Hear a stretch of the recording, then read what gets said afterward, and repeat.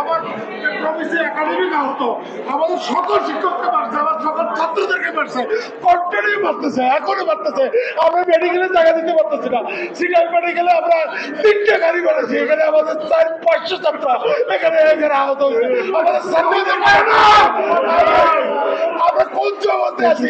সকল ছাত্রলীগের ক্যাডাররা, সকল বড় বড় ক্যাডাররা এখানে ঢুকে ঢুকে হেলমেট পরে তারা আমাদের শিক্ষার্থীদেরকে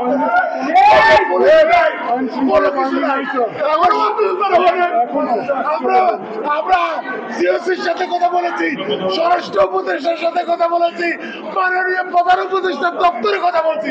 2 ঘন্টা চলে গেছে, এখন আমাদের বাচ্চা কেউ বাঁচে না। আমাদের ছাত্রদেরকে আর নিয়ন্ত্রণ করতে পারতেছি না। এখনো পারতেছে না ওখানে, এখনো আমাদের শিক্ষার্থীরা পড়ে আছে।